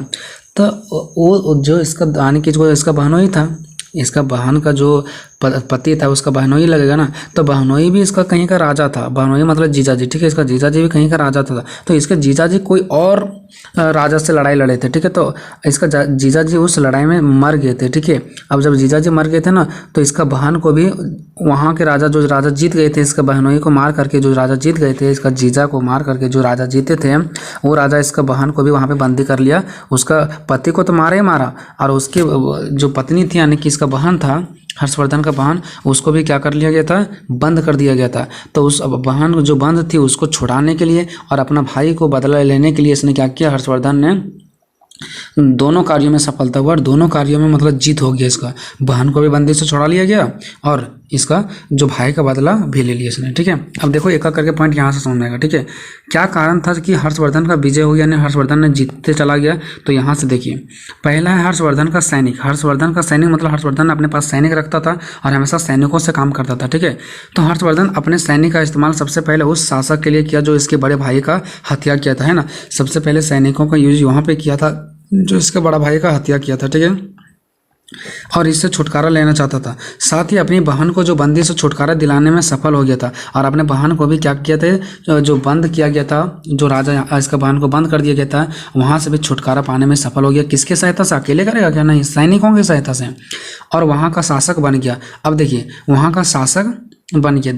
अब देखो छुटकारा भी दिलाया, भाई का भी बदला लिया, तो क्या बन गया? वहाँ का शासक बन गया। और उसके जीजा मतलब समझ रहे हो ना, उसका बहन वाला, बहन का पति जीजा का शासन व्यवस्था को भी अपने में भी मिला लिया। अब देखिए जो इसका जीजा जी को मार दिए थे, ठीक है, तो वहाँ का अब तो राजा कोई रहा नहीं, ठीक है, तो उसका जीजा जी को मार दिया गया, वहाँ का कोई राजा रहा नहीं। तो यही यानी कि इसका जो बहन का भाई था यानी हर्षवर्धन ने ही उसकी व्यवस्था को भी संभालने का काम किया। मतलब अपना शासन व्यवस्था को चला ही रहा है, प्लस में अपना जीजा जी को जो मार दिया तो उसकी भी शासन व्यवस्था को अपने में मिला लिया और अपने साथ चलाने का निर्णय ले लिया, ठीक है। यानी उसको भी जो एरिया था, उसका भी जो क्षेत्र था, उसका भी देश था, उसको अपने से चलाने का निर्णय ले लिया, ठीक है। उसके बाद देखिए पहला था, दूसरा यहाँ पे आएगा वल्लभी राज। वल्लभी राज जिसको जो गुजरात को कहा जाता है, ठीक है। पहले वल्लभी राज कहा जाता था, अभी गुजरात कहा जाता है, ठीक है। तो गुजरात अभी के टाइम में, पहले वल्लभी राज। तो इसने गुजरात पर भी विजय किया। विजय मतलब जीत किया, कौन? हर्षवर्धन। तो देखिए वल्लभी राज अगर अभी के समय में देखा जाए तो ये कौन सा है? गुजरात में पड़ता है। वहाँ हर्षवर्धन ने आक्रमण कर देता है और उस पर अपना अधिकार जमाना शुरू कर देता है ना। हालांकि बाद में गुजरात शासक से मित्र भी कर लेता है। देखिए पहले क्या करता है, गुजरात शासक पर हमला करता है और फिर वो उससे मित्र कर लेता है। ऐसा क्यों? और क्यों करता है ऐसा देखो, और उसका राज्य लौटा देता है। देखिए जब उसके ऊपर आक्रमण करता है तो उस टाइम राज्य अपना ले लेता है, लेकिन फिर उससे मित्र कर लेता है, गुजरात वाले राजा से मित्र कर लेता है हर्षवर्धन। तो फिर उसका राज्य गुजरात वाले को लौटा देता है और अपने बेटी का विवाह गुजरात शासक से ही करवा देता है। यानी कि वल्लभी राज का, गुजरात का जो शासक था ना, उस पर पहले आक्रमण करता है, फिर क्या मालूम होता है उससे दोस्ती कर लेता है, उसका जो आक्रमण करता है, जो उसका कब्जा कर लेता है क्षेत्र को, वो क्षेत्र पुनः उसको दे देता है और उससे अपना बेटी का शादी करा देता है और उसको अपना दामाद बना लेता है। सोच लो कैसा कैसा प्रक्रिया चलता है, ठीक है। उसके बाद देखिए, और अपने दामाद की सहायता से हर्षवर्धन और इलाकों पर कब्जा करने में सफल हो जाता है। देखिए अपना दामाद बना लिया, अब उसके सहायता से, अपने दामाद की सहायता से, उसके दामाद के सूझबूझ से, उससे ज्ञान लेकर के इसने और भी एरिया पर कब्जा करना स्टार्ट कर दिया। इसने सोचा होगा कि देखिए इससे हमको दोस्ती करना बहुत अच्छा होगा, तो उससे दोस्ती कर लिया और उसके सहायता से और भी इलाकों पर कब्जा करना स्टार्ट कर दिया। तीसरा चलते हैं पुलकेशिन पर आक्रमण। पहला आप लोगों ने देखा कि सैनिक को बढ़ा दिया, दूसरा आप लोगों ने देखा कि गुजरात पर हमला किया लेकिन बाद में दोस्ती भी कर लिया, दामाद भी बना लिया वहाँ के शासक को। तीसरा देखो एक और ऐसा राजा था, एक और शासक ऐसा था जो पुलकेशिन नाम था इसका, इस पर भी आक्रमण कर देता है। एक अलग राजा, अलग राज देश का राजा है, ठीक है। तो तीसरा पुलकेशिन पर आक्रमण। देखिए पुलकेशिन एक राजा है, ठीक है, इस पर भी आक्रमण कर देता है। तो हर्षवर्धन का जब विजय होता है, विजय होता जा रहा था, मतलब सब जगह से जीतते आ रहे थे, तब वह रुकने का नाम नहीं ले रहे थे और वह अपने विस्तार करने के लिए, यानी कि बड़ा लंबा चौड़ा एरिया फैलाने के लिए पुलकेशिन, है ना, पुलकेशिन शासक के राज्य पर आक्रमण कर देता है, यानी कि हमला कर देता है। लेकिन यह इस आक्रमण में असफल हो जाता है, लेकिन पुलकेशिन से जीत नहीं पाता है, ठीक है। पुलकेशिन से जीत नहीं पाता है, इससे यह क्या हो जाता है? असफल हो जाता है। फिर हर्षवर्धन हार नहीं मानता है और हार ना माना और अपने साथ में 5 राज्य का सैनिक लाए। देख लो ये अब इसके पास तो एक राज्य था और 4 राज्य के और जाके वहाँ पे जाकर के मिला और कहा कि मुझे सैनिकों की जरूरत है और टोटल 5 राज्यों का सैनिक लाया। सोच लो, फिर भी उस पर हमला कर दिया। किस पर? वही पुलकेशिन राज्यों पर जिससे हारा था, लेकिन फिर भी उनका हार ही हुआ। इस तरह हर्षवर्धन को निराशा होकर वापस लौटना पड़ा, मतलब जीत नहीं पाया। सोचो, ठीक है। तो पहला आप लोगों ने क्या देखा? सैनिक बढ़ा दिया। बस आपको लाइन याद रखना, हेडिंग वाला, नीचे आप लोग एक्सप्लेन खुद से कर लोगे। दूसरा गुजरात पर हमला किया, ठीक है, तो यहाँ वाला बारे में आता जाएगा आपको मैटर, तो आपको पॉइंट याद रखना है। तीसरा पुलकेशिन पर आक्रमण किया, 2 बार किया लेकिन नहीं जीत पाया, ठीक है। देखिए अब वो आपस लौट गया, ठीक है, क्योंकि वहाँ से जीत नहीं पाया था। अब देखिए यहाँ पे भास्कर वर्मा से दोस्ती। अब क्या होता है, कभी ये किसी से दोस्ती कर रहा है, कभी किसी से ये लड़ाई कर रहा है। देखो अब एक भास्कर वर्मा भी एक किसी देश का यानी किसी राज्य का क्या है, शासन व्यवस्था का राजा है, ये भी भास्कर वर्मा ही क्या है, राजा वहाँ का, तो इससे भी दोस्ती करेगा। देखो कैसे सुन, जब हर्षवर्धन का हार हुआ ना, उसके बाद वह भास्कर शासक से अपना दोस्ती किया। अब क्यों किया पता है? क्योंकि भास्कर वर्मा जो थे ना, वो बहुत ही शक्तिशाली राजा थे, तो उसने सोचा इससे दोस्ती कर लेंगे और जिससे मैंने हारा है उसको पहले हराऊंगा, ठीक है ना। तो दोस्ती की और फिर से हमला कर दिया, फिर उस पर हमला कर दिया, ठीक है ना। किससे? जिससे हारे हुए थे पुलकेशिन से, तो उस पर फिर से हमला कर देते हैं, ठीक है। दोस्ती किया और फिर से हमला कर दिया, और अबर इसका हार नहीं जीत हुआ, और इसके बाद इसने और राज्यों पर अपना आक्रमण कर लिया, क्या कर लिया? कब्जा कर लिया। मतलब जब ये भास्कर वर्मा से दोस्ती किया और भास्कर वर्मा इसको साथ दिया ना, तब ये वहाँ से जीत गया, और वहाँ से जीतने के बाद से वही नहीं, और भी राज्यों पर आक्रमण करना स्टार्ट कर दिया, और भी राज्यों को अपने में कब्जा में करना स्टार्ट कर दिया, ठीक है। अब देखिए 5वां, उत्तर भारत पर कब्जा। उसके बाद इसने पूरा उत्तर भारत पर कब्जा करना स्टार्ट कर दिया। हर्षवर्धन ने पूरे उत्तर भारत पर लगभग कब्जा कर लिया था, ठीक है ना। क्यों? क्योंकि इसके पहले वहाँ जो इसके पहले वाला जो वंश था ना, यानी गुप्त वंश था। उत्तर भारत में पहले कौन सा था? गुप्त वंश था, तो वो तो बहुत पहले खत्म हो चुका था। तो जब बहुत पहले खत्म हो चुका था ना, तो वहाँ का राज इधर उधर बिखर गया था। देखना, जब कोई भी चीज़ को चलाने वाला कोई नहीं होता ना, तो इधर उधर बिखर जाता है, सब लोग का मति भ्रष्ट हो जाता है। तो गुप्त वंश बहुत पहले ही खत्म हो चुका था, विनाश हो चुका था उसका। इस कारण उसके राज्य टुकड़े टुकड़े में बट गए थे, जिसके कारण हर्षवर्धन ने उसको अपने में मिला लिया, और इसको ज़्यादा मेहनत नहीं करना पड़ा। क्यों? क्योंकि इसका गुप्त वंश बहुत पहले खत्म हो गया था, ठीक है, और वह टुकड़ों टुकड़ों में बढ़ चुका था, तो ये बहुत आसानी से उसको अपने में कर लिया और उस पर कब्जा कर लिया। इसमें ज़्यादा उसको मेहनत करने की जरूरत नहीं पड़ा। और बाद में हर्षवर्धन के शासक को सब प्रशंसा करने लगा कि बहुत अच्छा शासक है, बहुत मजबूत शासक, बहुत कम उम्र में ये कर दिया, वो कर दिया, मतलब इसका प्रशंसा होने लगा। अब चलते हैं निष्कर्ष की ओर। अतः इन सभी बिंदुओं के आधार पर हम कह सकते हैं कि हर्षवर्धन के विजयों के पीछे बहुत हार का भी सामना करना पड़ा। ऐसा अगर वो उसी टाइम हार जाता और दूसरा का वर्मा जी का नहीं साथ लेता, तो क्या ये आगे जीत पाता? नहीं जीत पाता ना। तो इसका जीतने के पीछे कहीं ना कहीं हार भी लगा हुआ था, ठीक है। और इससे हमें एक बात को सीखने को मिलता है कि हारने के बाद भी इंसान को हार नहीं मानना चाहिए। ये इसके निष्कर्ष के रूप में आपको लिखना है, ठीक है। तो क्वेश्चन नंबर 3, गुप्त काल में कला, स्थापत्य कला, चित्रकला और साहित्य के विकास का वर्णन करें, या गुप्त काल की सांस्कृतिक उपलब्धियों का वर्णन करें, या गुप्त काल को स्वर्ण युग काल क्यों कहा जाता है। सब सेम है, ठीक है। सबसे पहले मैं आप सभी को बताना चाहूँगा कि ये क्वेश्चन इतना आसान है कि आप सोच भी नहीं सकते हो, ठीक है। बहुत ही आसान क्वेश्चन है। तो ये है Vinoba Bhave university BBO semester 2 का हिस्ट्री जनरल या इलेक्टिव वालों का क्वेश्चन है, ठीक है। तो क्वेश्चन हमारा कुछ इस प्रकार से है कि गुप्त काल को स्वर्ण युग क्यों कहा जाता है, या तो फिर यही क्वेश्चन चेंज करके देगा कि गुप्त काल में कला और साहित्य के विकास का परीक्षण करें। तो ये दोनों का आंसर आप लोगों को सेम डालना है, ठीक है। घबराने की कोई ज़रूरत नहीं है। चलते हैं क्वेश्चन की ओर रुख करते हैं। तो आप लोगों को समझ नहीं आ रहा होगा कि ये गुप्त काल क्या होता है, स्वर्ण युग क्या होता है, ठीक है। तो मैं एक एग्जांपल लेता हूँ। ये अगर एग्जांपल आप लोग समझ गए ना, तो पूरा क्वेश्चन भी समझ जाओगे और ज़िंदगी भर याद रहेगा आप सभी को, ठीक है। तो एग्जाम का तो बात छोड़ दो, 10 साल के बाद भी आपको याद रहेगा। देखो अभी आप क्वेश्चन को छोड़ दो, जो मैं समझा रहा हूँ वो समझो, अभी क्वेश्चन वगैरह छोड़ दो। मान लो कि अभी हमारा जो प्रधानमंत्री है वो कौन है? मोदी जी है, ठीक है। नरेंद्र मोदी, नरेंद्र नहीं बोलेंगे, सिर्फ हम बोल रहे हैं मोदी, ठीक है। तो भारत का जो प्रधानमंत्री है वो कौन है? मोदी है। मान लो कि जब मोदी नहीं आया था तो हमारे देश में बहुत ज़्यादा गरीबी था, और जब मोदी आ गया तो हमारे देश में बहुत ज़्यादा विकास हुआ। हमारे देश में डिजिटल ज़माना आया, नेट का ज़माना आया, मतलब बहुत सारे विकास हुआ। अब मान लो कि ये मोदी के बाद फिर से मोदी ही प्रधानमंत्री बनते हैं। मान लो ये मोदी ख़त्म हुए हैं, उसके बाद फिर से जो हमारे प्रधानमंत्री बनेंगे वो मोदी ही बनेंगे, और वो भी बहुत ज़्यादा विकास करेंगे हमारे देश में, बहुत ज़्यादा विकास। जो गरीबी है, जो खेती बाड़ी नहीं होता है, वो खेती बाड़ी होने लगेगा, बहुत ज़्यादा विकास होगा, लोगों को रोज़गार मिलेगा, तो विकास करेंगे। फिर से मान लो कि वो मोदी ख़त्म होगा और फिर से मान लो मोदी ही आया, फिर से प्रधानमंत्री बना, और वो भी बहुत ज़्यादा विकास किया, जो कमी था वो भी विकास किया। फिर इसी टाइप से एक और मोदी आए हैं, प्रधानमंत्री बने। एक मोदी जा रहे हैं, फिर एक मोदी प्रधानमंत्री बन रहे हैं, एक मोदी जा रहे हैं, फिर प्रधानमंत्री बन रहे हैं। इस प्रकार से प्रधानमंत्री बनते जा रहे हैं, लेकिन कौन? दूसरा कोई नहीं, सिर्फ मोदी मोदी मोदी। एक मोदी गया, फिर दूसरा मोदी ही आया, दूसरा मोदी गया, फिर तीसरा मोदी ही आया, और इस प्रकार से कम 3 से 4 मोदी हमारे प्रधानमंत्री बने, और हमारे देश में बहुत ज़्यादा विकास किए, बहुत ज़्यादा विकास किए। तो उस टाइम को पूरा दुनिया याद करेगी, और हमारे बच्चे जो आएंगे वो भी याद करेंगे कि हाँ, एक ऐसा ज़माना था जो मोदी युग था। यानी जो 3-4 बार हमारा जो चेंजिंग हुआ, मोदी और वो सभी विकास किया, वो कौन सा युग हो गया?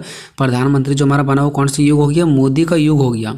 तो हम लोग, हमारे बच्चे क्या कहेंगे कि जो मोदी युग था एक टाइम, जिस टाइम हमारे देश में बहुत ज़्यादा विकास हुआ था, हो सकता है हमारे बच्चे आने वाले टाइम में विकास ना हो, तो उसके बारे में तो पढ़ेंगे ना। जो चीज़ हमेशा नया होता है तो उसके बारे में पढ़ा जाता है। तो हमारे बच्चे हो सकते हैं पढ़ेंगे कि मोदी युग में हमारे देश में एक बार बहुत ज़्यादा विकास हुआ था, इसलिए हमारे भारत देश को स्वर्ण युग कहा जाता है। स्वर्ण युग मतलब क्या? सोना का युग। तो जब हमारे देश में बहुत ज़्यादा मोदी लोग क्या करेंगे? विकास करेंगे, तो हम कहेंगे मोदी युग में बहुत ज़्यादा विकास हुआ था। फिर मान लो कि बन जाएगा आदव जाति का, तो फिर दूसरे जाति का, सिंह जाति का, मान लो 4 बार प्रधानमंत्री बनेगा, उसमें विकास नहीं हुआ, तो हम क्या कहेंगे? सिंह युग में विकास नहीं हुआ, यानी स्वर्ण युग हमारा देश नहीं बन पाया। लेकिन मोदी युग में हमारा देश कैसा बन गया? स्वर्ण युग बन गया। स्वर्ण युग मतलब सोना का युग, स्वर्ण जैसा बन गया था हमारा देश। क्यों? क्योंकि उसमें बहुत ज़्यादा विकास हुआ था। ठीक है, तो वही यहाँ पे बताना है कि गुप्त काल, गुप्त मतलब हो गया जैसे हम बोलते थे ना मोदी, वैसे गुप्त भी एक लोग के ये मतलब जाति के टाइप्स में थे। जैसे मोदी अलग आता है, आदव अलग आता है, सिंह अलग आता है, राणा अलग आता है ना, वैसे ही तो गुप्त वाले भी कुछ लोग थे। तो गुप्त काल को ना स्वर्ण युग कहा जाता है, क्योंकि गुप्त में जितने सारे लोग आए थे ना, देखो एक गुप्त आया, फिर दूसरे गुप्त, एक जैसे अभी हम बोले थे ना कि एक मोदी आया, फिर दूसरे मोदी भी आया, वो भी विकास किया, फिर अगला मोदी आया, वो भी विकास किया। वैसे ही चंद्रगुप्त मौर्य, ठीक है, श्रीगुप्त मौर्य, ठीक है, ये सब जितने भी सारे थे ना, तो जिसके लास्ट में गुप्त ये पड़ता था, जिसके जैसे चंद्रगुप्त हो गया, समुद्रगुप्त हो गया, सकंदगुप्त हो गया, तो ये सब के लास्ट में क्या आ रहा है? गुप्त आ रहा है। तो ये सब जितने भी सारे राजा थे ना, चाहे वो चंद्रगुप्त का बात करो, चाहे समुद्रगुप्त का बात करो, चाहे तो संकदगुप्त का बात करो, ये सब जितने भी सारे गुप्त लोग थे ना, ये सभी जितने सारे हमारे देश में आए ना, और जितने बार शासक बने, यानी कि देश को चलाए ना, इस सब का सब हमारे देश में बहुत ज़्यादा विकास किया, सब मिल के। इसलिए इन लोगों को बोला जाता है कि जो गुप्त लोग थे ना, गुप्त काल वाले, वो हमारे देश को स्वर्ण युग बना दिए। ठीक है, तो उसी के बारे में हमको बताना है कि जो गुप्त लोग थे ना, तो इस गुप्त काल को स्वर्ण युग क्यों कहा जाता है? जब तक गुप्त लोग हमारे देश में शासन किया, गुप्त लोग जब तक शासन किया, तब तक स्वर्ण युग क्यों कहा जाता है, उसके बारे में हमें एक्सप्लेन करना है। ठीक है, तो देखिए एक करके चलते हैं। तो पहले ये देखते हैं कि भारत में जो गुप्त लोग थे ना, गुप्त लोगों कितना साल तक शासन किया, कब से कब तक किया, उसका शासन काल क्या था।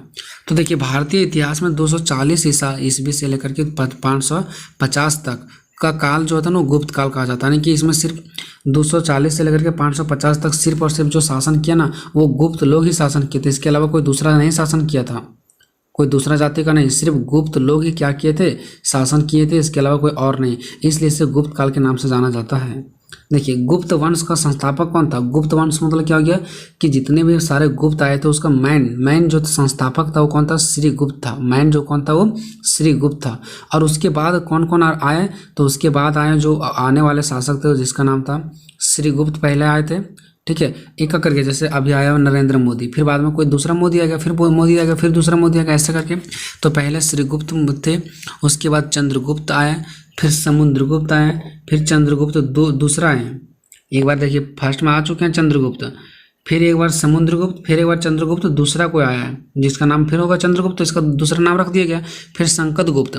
मतलब ये सब राजा एक का करके आते गए और हमारे देश में बहुत ज़्यादा विकास किए, हमारे देश का बहुत ज़्यादा उन्नति किए हैं, हमारे देश को नीचे जो गिरा हुआ हमारा देश था ना भारत, उसको ऊपर उठाने का काम किया। इसलिए कहा जाता है कि जितने सारे गुप्त लोग हैं ना, जिसका लास्ट में गुप्त लगा है, ये सभी गुप्त लोग के जो जाति के लोग थे ना, हमारे देश को बहुत ज़्यादा आगे बढ़ाया। इसलिए इस काल को, यानी गुप्त वाले लोगों के काल को, जिस टाइम तक गुप्त ने हमारे देश में शासन किया, उस टाइम को स्वर्ण युग कहा जाता है हमारे देश को, यानी बहुत ही अच्छा स्वर्ण से भरा हुआ हमारा देश कहा जाता है।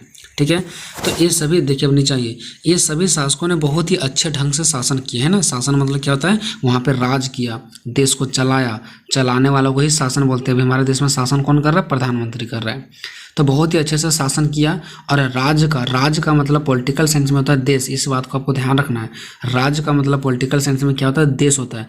तथा राज यानी कि देश का विकास और विस्तार किया। विस्तार मतलब बहुत ज़्यादा विकास किया, आगे बढ़ाया। ठीक है, जो नीचे गिर गया तो उसको आगे बढ़ाया। ठीक है, तो देखिए गुप्त काल, जहाँ पे भी गुप्त काल बोलेंगे वही समझ आना, जैसे मोदी युग बोलते हैं वैसे ही गुप्त काल यानी गुप्त वाले लोगों। तो गुप्त काल भारतीय इतिहास का ऐसा कला था जिस काल में ऐसा काल था जिस काल में चित्रकला, आर्थिक स्थिति, सामाजिक स्थिति, धार्मिक स्थिति तथा राजनीतिक स्थिति सभी उन्नत दशा में थे। मतलब देखिए, जब तक गुप्त काल के लोग रहा ना, तब तक भारत इतिहास में बहुत ज़्यादा विकास किया। कैसे विकास किया, किस किस में, तो चित्रकला मतलब जब तक इन लोग रहा ना, तब तक वहाँ के लोग बहुत ज़्यादा चित्र छापते थे। अब देखिए, चित्र छाप रहे तो निश्चित से बात है विकास होगा। चित्र छाप रहे तो लोगों को पैसा मिलेगा, बड़ा बड़ा हमारे देश में चित्र बनेगा, तो कहीं ना कहीं विकास हो रहा है। तो चित्रकला भी हुआ, उस टाइम बहुत सारे लोग चित्र बनाने के लिए सीखे। आर्थिक स्थिति सुधार हो गया। आर्थिक स्थिति मतलब होता है पैसों का सुधार। आर्थिक मतलब क्या होता है, पैसा। तो जिस टाइम जो गरीबी था पैसों का, वो भी धीरे धीरे स्थिति सुधार होने लगा। सामाजिक सुधार मतलब जो हमारे समाज में बुराइयां था, समाज के लोगों इधर उधर जो मर्जी से वो कर रहे थे, वो समाज में भी हमारा विकास हुआ। धार्मिक स्थिति का मतलब कि जो हमारा धर्म में गलती था, मतलब कोई हिंदू धर्म से नखड़ा कर रहा है तो कोई मुस्लिम धर्म से नखड़ा कर रहा है, मुस्लिम कर हिंदू को मारना चाहता था, हिंदू मुस्लिम को मारना चाहता है, घिरना होता है ना, दुश्मनी, उस टाइप से जो था वो भी सुधार आ गया। फिर राजनीतिक स्थिति, राजनीतिक मतलब होता है जो हमारा राजनीतिक देश में चलता है, तो उस टाइम जो भारत देश में राजनीतिक था ना, बहुत घटिया हो गया था। मतलब हमारे देश का विकास हो ही नहीं रहा था, वहाँ का राजनीतिक व्यवस्था बहुत खराब था। तो ये सभी चीज़ों का विकास हुआ कब, जब गुप्त काल आया, यानी कि गुप्त के लोग जब आए ना, तब हमारे देश का विकास होने लगा। यानी कि आर्थिक स्थिति, पैसों का स्थिति, सामाजिक स्थिति, धर्म का स्थिति और राज्य का स्थिति, राजनीति का स्थिति, ये सब का सब क्या होने लगा, सुधार होने लगा। अब देखिए, इस प्रकार गुप्त काल का जीवन सुख सुविधाओं से भरा हुआ था। इस प्रकार से जितने भी सारे गुप्त लोग आए ना, वो सभी का जीवन कैसा भरा था, सुख सुविधा। कैसे भरा था, क्योंकि उस टाइम कोई चीज़ का कमी नहीं था, तो उन लोग अच्छे से राज भी कर रहे थे और हमारा देश का भी विकास कर रहे थे। दोनों का फायदा, उन लोग भी अपना सुख सुविधा से रह रहे थे और हमारा देश का भी विकास कर रहे थे, है ना। किसी भी प्रकार का कोई कमी नहीं था, ना तो उन लोगों में था, ना हमारे देश में कोई कमी था। हमारा देश का भी विकास हो रहा था, उन लोगों का भी विकास हो रहा था। अतः विद्वानों ने यानी कि लोगों ने, यानी कि मतलब क्या, लोगों ने गुप्त काल को, यानी गुप्त वाले लोगों को भारत इतिहास का स्वर्ण युग कहा। अच्छा, ये कुछ बताओ, स्वर्ण युग कौन कहा, वही लोग का जो गुप्त वाले लोग थे, वही नहीं। गुप्त वाले लोग तो इसका विकास करके मर गए होंगे बेचारा, लेकिन उसके बाद जो नए नए लोग आए ना बाद में, जिसके पास ज्ञान था, उसको बोलते हैं विद्वान। तो विद्वान लोगों ने ही कहा कि भारत का जो इतिहास था ना गुप्त काल के टाइम में, वो भारत एक स्वर्ण युग बन चुका था। ठीक है, तो यही काल को जो गुप्त लोगों ने हमारे देश में शासन किया था, अच्छे से राजपाट चलाया था, उसी को स्वर्ण युग कहा जाता है। अब ये तो एक पेज में हो गया। ठीक है, तो यहाँ तक तो आप लोगों ने शॉर्टकट में समझ लिया कि स्वर्ण युग क्यों कहा गया, क्योंकि हमारे देश में विकास किया गया। गुप्त काल के लोगों ने हमारे देश में विकास किया, इसलिए इसे स्वर्ण युग कहा जाता है। अब देखते हैं इसका मेन रीजन कि क्यों कहा जाता है, एक एक करके पॉइंट बाय पॉइंट। तो स्वर्ण युग कहे जाने का निम्नलिखित कारण है, यानी भारतीयों को, यानी कि गुप्त काल के समय को जो स्वर्ण युग कहा जाता है, इसका निम्नलिखित कारण है, मतलब बहुत सारे कारण हैं।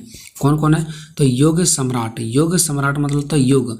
जब हम लोग कोई काम करने योग्य हो जाता है ना, तो उसको योग बोलते हैं। जैसे हमारे देश का विकास कर रहा है कौन सा, मोदी लोग, तो हम बोलेंगे हमारे देश का विकास के योग्य कौन है, मोदी है, दूसरा कोई नहीं है, क्योंकि मोदी ही ऐसा है जो हमारे देश के योग हैं, हमारे देश के लायक हैं। तो योग मतलब होता है लायक। ठीक है, तो लायक सम्राट मतलब क्या हो गया, वही जो शासन करता है ना किसी भी देश में। तो भारत को एक कैसा सम्राट मिल चुका था, योग सम्राट मतलब लायक सम्राट। जैसे हमारे देश को चाहिए था, वैसा ही लायक का सम्राट मिल चुका था, लायक का शासक मिल चुका था, एकदम भारत की जैसा ही, लायक के जैसा मिलना हुआ था। ठीक है, तो देखिए, गुप्त काल में महत्वपूर्ण शासक आए थे, जैसे कि आप सबको पता है कि चंद्रगुप्त आए थे, चंद्रगुप्त प्रथम आए थे, फिर चंद्रगुप्त दूसरा आए थे, फिर समुद्रगुप्त आए थे, ये सब आए हुए थे। ठीक है, तो ये सब जितने शासक थे ना, वो सभी में एक वीरता का परिचय दिया। ठीक है ना, मतलब ये लोगों में वीरता था, और उसके बाद सिर्फ वीरता ही नहीं था, बल्कि यहाँ की सामाजिक, धार्मिक, राजनीतिक, आर्थिक स्थितियों को भी अच्छा किया इसने। गुप्त काल का स्वर्ण काल कहा जाता है इसलिए, है ना।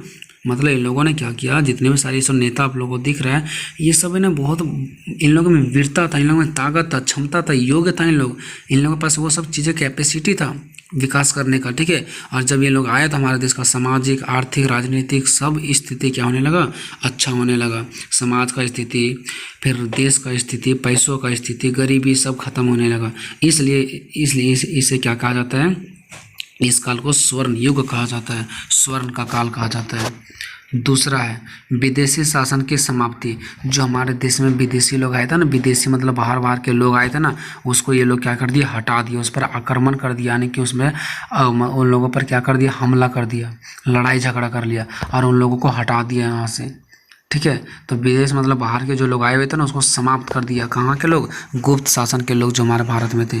तो गुप्त शासकों ने विदेशी राज्यों पर आक्रमण कर दिया, मतलब लड़ाई कर दिया, तथा उन्हें पराजित कर दिया। पराजित मतलब हरा कर उन्हें अपनी सभ्यता का पहचान करा दी, मतलब उन लोगों को अपना ताकत दिखा दिया कि हमारे सभ्यता का क्या पहचान है। सो उन लोगों को हरा दिया और अपना भैसा दिया जहाँ पे से आए थे, और उन लोगों को अपना सभ्यता का पहचान करवा दिया, मतलब अपना देश का पहचान करवा दिया कि देखो हमारा भारत देश में कितना ताकत है। लेकिन कभी कभी ऐसा भी तो हुआ, क्या भारत वाले सबको हरा दिए होंगे? नहीं, कुछ लोग जीत भी गए थे, भारत ही हार गया था। तो देखो भारत के लोग कितना चालाक थे। भारत के लोग मतलब गुप्त शासन के लोग, कि जो जीत गया था ना उसे अपने देश में शामिल कर लिया, है ना। तो उनकी सत्ता को उखाड़ फेंक दिया। कौन लोग? जो आए थे, जो हार गए उसको तो फेंक दिया से, लेकिन जो जीत गया उस राज्य को भारत में मिला लिया। सोचो, जो जीत गया था ना उसको भारत में मिला लिया। इससे देश में सुख शांति रहा, स्थापना हुआ। इसलिए इस काल को स्वर्ण काल कहा जाता है। कितना दिमाग से काम ले लिए थे देखो। तब भारत का विकास क्यों नहीं होगा उस टाइम, और क्यों नहीं इसको हम स्वर्ण युग बोलेंगे, है ना।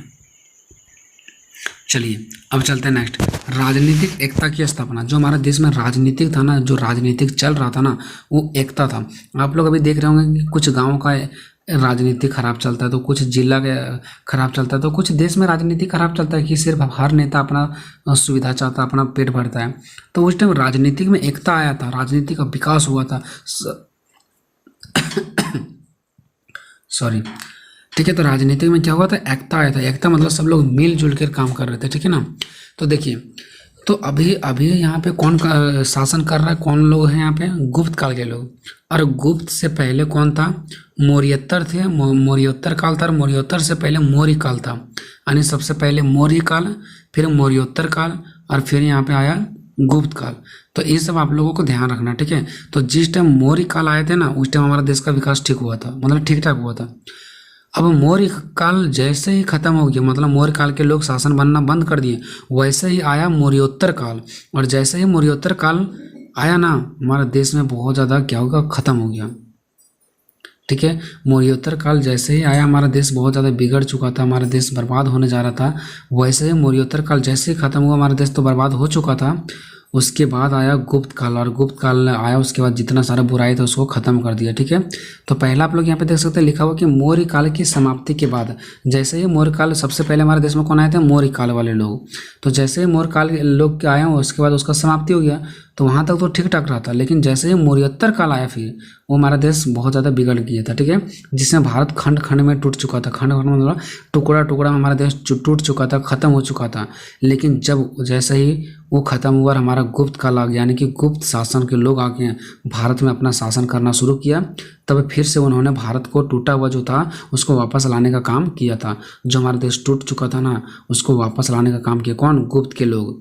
और भारत के लोगों में एकता का स्थापना किया, और जो भारत के लोग अलग अलग हो गए थे ना, उसको एकता किया। एकता मतलब एक साथ किया, ठीक है। कि आप लोग लड़ाई मत करो, आप लोग खुद में मत लड़ो, हिंदू धर्म में मत लड़ो, एक साथ रहो, ठीक है। उसके बाद चौथा है आर्थिक समृद्धि। आर्थिक का मतलब मैं पहले ही बता दिए थे, पैसों। तो पैसों की भी समृद्धि होने लगा। कब? जब गुप्त के लोग आए तब। तो गुप्त काल में जीवन का मुख्य आधार कृषि था। जब गुप्त काल आया था ना, उस टाइम लोगों के पास ज़्यादा पैसा नहीं होता था, उन लोग कृषि ही उन लोग का मुख्य आधार था। मतलब कृषि मतलब खेत बाड़ी, खेती वगैरह करना था, उसी से पैसा कमाना था, उसी से खाना पीना, जीवन पोषण करना था। तो मैन उन लोगों का जैसा था ना, वो कृषि था, धान था। तो इस काल में कृषि का विकास तेजी से हुआ। जब गुप्त के लोग आए तो देखा कि कृषि यहाँ पे बहुत ज़्यादा इंपॉर्टेंट है, कृषि के बिना कुछ भी नहीं होगा, खेती बाड़ी के बिना। तो उसका बहुत ज़्यादा विकास किया कृषि का, कि कैसे खेती किया जाएगा, कैसे पानी की व्यवस्था, कैसे मशीन की व्यवस्था, ये सब कौन से लोग किए हैं? गुप्त काल के लोग किए, ठीक है। और इसमें व्यापार का भी बढ़ाया गया। व्यापार मतलब क्या? बिजनेस, कि ये सामान को कैसे बेचना है, कितना कीमत में बेचना है, गरीब को, किसानों को उच्च कीमत पर बेचना है। मतलब व्यापार को भी बढ़ाया गया, बिजनेस को भी बढ़ाया गया। तो आप बताओ कि जब इतना कुछ होगा तो क्या आर्थिक का प्रॉब्लम होगा? पैसों का तब प्रॉब्लम नहीं होगा।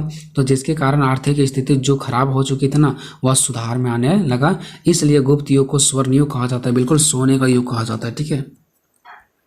अगर आपको समझ आ रहा है तो वीडियो को शेयर करें दोस्तों में जितना हो सके, क्योंकि तभी मैं वीडियो बनाने का मेरे अंदर एक जज्बा जागता है कि हाँ, इतना स्टूडेंट मेरे वीडियो को देख रहा है तो हमें बनाना बहुत ज़रूरी है। ये मैं रात को बना रहा हूँ, ठीक है। और धीरे धीरे वीडियो आते चलेगा, आपको टेंशन नहीं लेना, धीरे धीरे वीडियो आते चलेगा, आपको मैं कंप्लीट करवा दूँगा, ठीक है ना। और चैनल को सब्सक्राइब करके एक अच्छा सा कॉमेंट आपको करना है। उसके बाद देखिए साहित्य के विकास। साहित्य का मतलब होता है कॉपी, किताबें, किताबें जो देखो बहुत सारे क्या होता है, कवि आता है। कवि कैसे आता है? जो बड़े अच्छा पढ़े लिखे रहते हैं वो लेखक बनते हैं, कवि बनते हैं और वो किताब छापते हैं, अपना कहानी लिखते हैं, कविता लिखते हैं। तो इससे हमारे देश का विकास नहीं होता क्या? उसको बच्चे पढ़ते हैं और हमारे देश में पढ़ा लिखा व्यक्ति तभी तो वो कवि बना है ना, तभी तो लेखक बना है ना। तो कहीं ना कहीं हमारे देश में व्यक्ति पढ़े लिखे हैं, तो उस टाइम साहित्य का भी विकास हुआ था। साहित्य मतलब किताबें।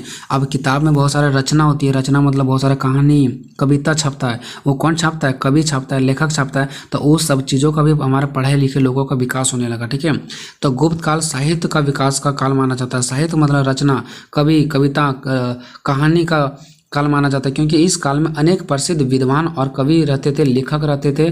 तो इससे लेखक कवि तो पढ़े लिखे होंगे, तो हमारे देश का विकास हुआ कि नहीं हुआ। छठा है कला का विकास। कला मतलब होता है कुछ लोग जो अपने हाथों से कुछ बनाने जानते हैं ना, उसका भी विकास हुआ। अब इससे में भी हमारा देश का विकास होता है कि कहीं ना कहीं हमारे लोगों के अंदर ये कला है, ये हमारे नॉलेज है, गुण है, तभी तो ये सब बना पा रहे हैं ना। अब देखो जो लोग मूर्ति बनाते हैं, तो क्या सरस्वती पूजा में मूर्ति में पैसा नहीं कमाते क्या? बिल्कुल कमाते हैं। जो लोग दीवारों पर पेंटिंग करते हैं वो भी उन लोगों के अंदर कला है। तो कहीं ना कहीं कला का भी विकास हुआ। तो गुप्त काल में वस्तु कला आने की, जो वस्तु को बनाने का काम करता था, मूर्ति कला जो मूर्ति को बनाते थे, चित्रकला जो चित्र को छापते थे, आदि का बहुत ज़्यादा विकास हुआ। इसलिए भी इस युग को स्वर्ण युग कहा जाता है, क्योंकि ये लोगों का भी विकास होते चला गया। फिर 7वां नंबर है धार्मिक का विकास। धार्मिक मतलब धर्म का विकास। तो गुप्त काल में काफ़ी जोर से हिंदू धर्म का विकास हुआ। इस काल में सभी धर्म को अपने इच्छा अनुसार किसी भी धर्म को अपना सकते हैं। मतलब मुस्लिम धर्म हो, हिंदू धर्म हो, सिख धर्म हो, कोई भी धर्म हो, कहा गया कि अपने मर्जी से आप लोग जो धर्म अपनाना चाहते हैं वो अपना सकते हैं। हिंदू मुस्लिम अपना सकता है, मुस्लिम धर्म हिंदू को अपना सकता है, कोई दिक्कत नहीं। जो आपको अच्छा लगता है वो अपना सकते हो। देखो कितना अच्छा आज़ादी मिला हुआ इन लोगों को।